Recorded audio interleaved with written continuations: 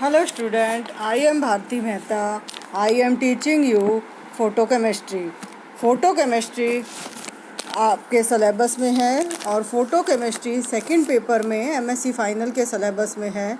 और इसके अंदर आपके सिलेबस में फोटोकेमिस्ट्री का जनरल इंट्रोडक्शन है, laws various law of photochemistry है, photochemistry of alkenes, photochemistry of carbonyl compound, photochemistry of aromatic compound, photo Fries rearrangement, photo Fries reaction of anilides, Barton reaction, photo oxidation, singlet molecular oxygen reaction, photochemical formation of smoke, photo degradation of polymer and photochemistry of resin है। Second paper में सुप्रामोलिकुलर chemistry भी है। तो first और second unit photochemistry का है।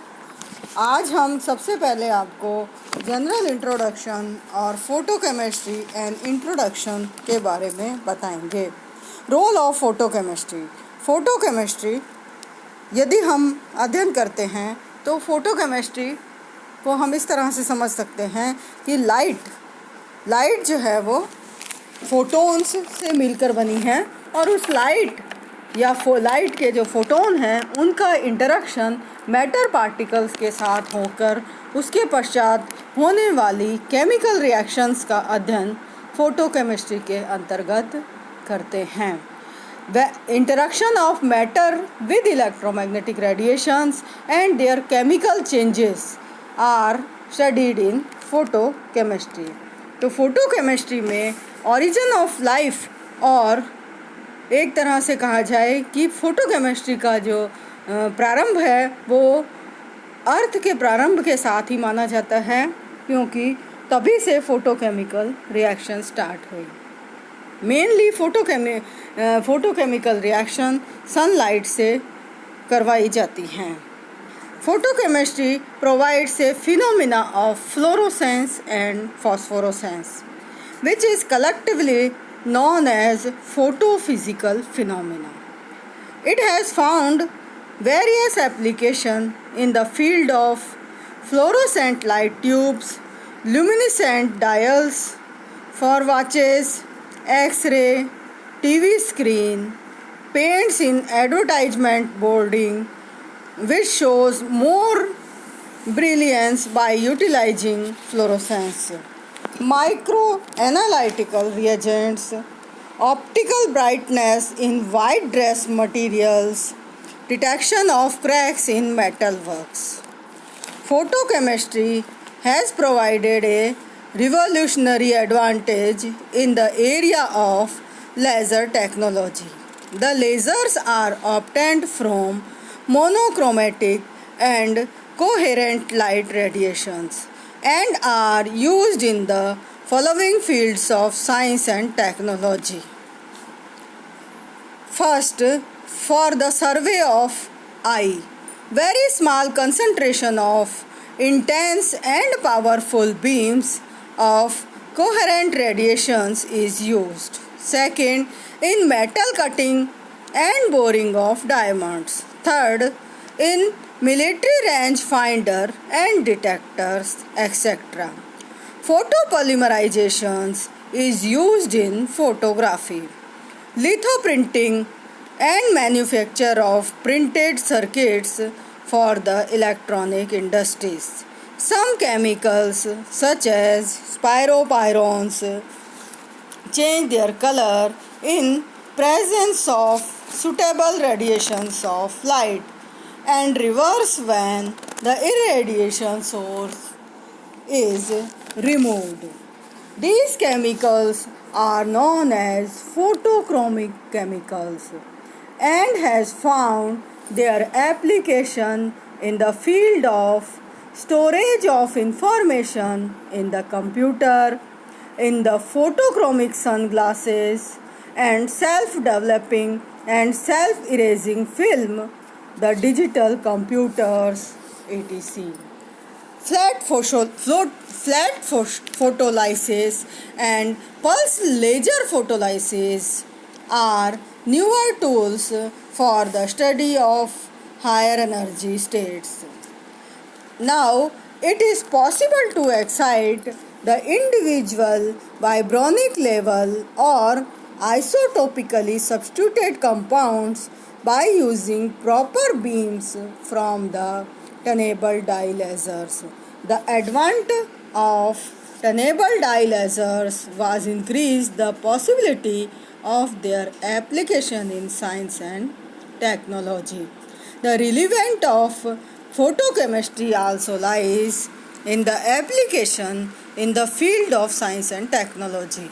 Many chemicals which cannot be synthesized by dark reactions are produced by photochemical methods.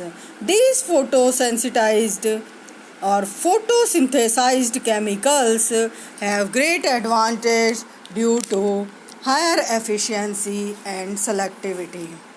Synthesis of antioxidant by photosulfonation method.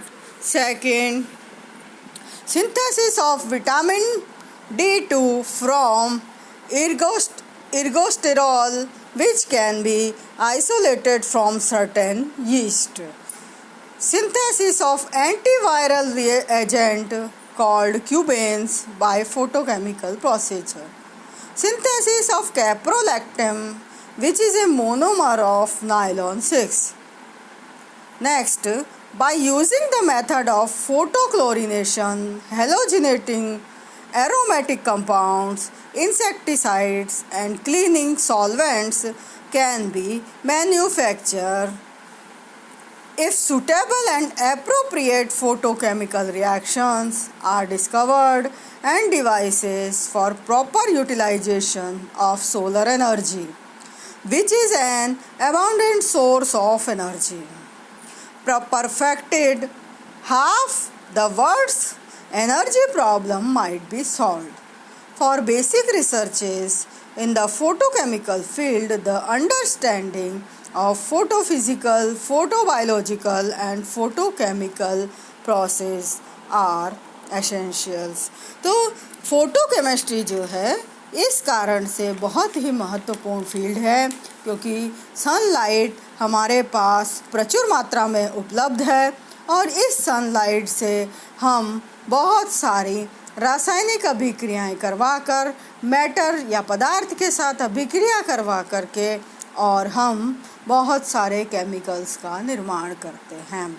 इससे पहले आप अपनी पूर्व की क्लासों में स्पेक्ट्रोस्कोपी के बारे में पढ़ा है, means interaction of matter with electromagnetic radiations की जहाँ हम स्टडी करते हैं तो वो स्पेक्ट्रोस्कोपी का पार्ट है, और interaction of matter with electromagnetic radiations, and by the result of these chemical changes takes place and we obtain various products from the various reactants is the field of photochemistry. And in photochemistry, photolight or sunlight is generally used. So it is very important field of chemistry.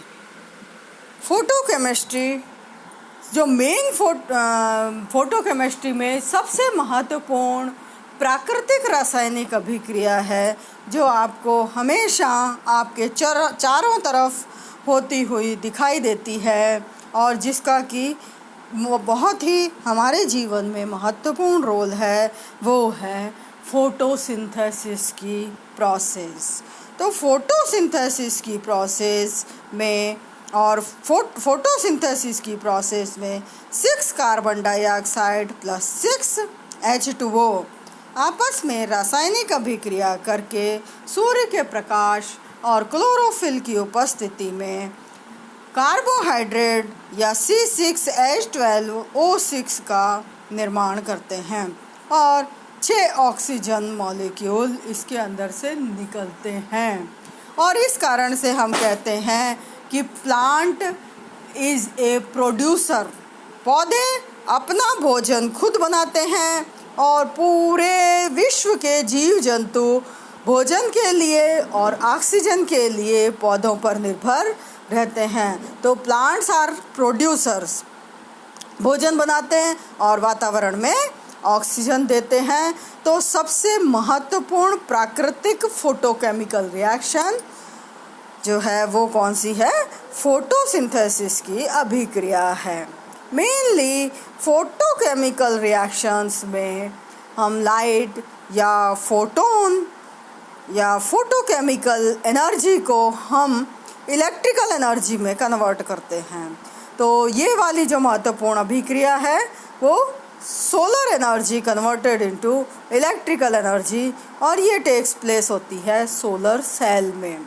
परंतु पत्ती भी एक जो है वो semiconductor की तरह से काम करती है, और जो लीफ है उसके सेमीकंडक्टर की तरह से काम करने के परिणाम स्वरूप यहाँ पर कार्बन डाइऑक्साइड और जल के अणु आपस में अभिक्रिया करके सनलाइट और क्लोरोफिल की उपस्थिति में ग्लूकोज या कार्बोहाइड्रेट का निर्माण करते हैं। तो इस तरह से फोटोकेमिस्ट्री जो है हमारे जीवन में बहुत महत्वपूर्ण है। आज मैंने आपको फोटोकेमिस्ट्री के सामान्य जानकारी दी, फोटोकेमिस्ट्री के जनरल इंट्रोडक्शन के बारे में बताया, और कल आपको फोटोकेमिस्ट्री के संबंध में कौन कौन से नियम हैं उनके बारे में आपको बताएंगे। धन्यवाद।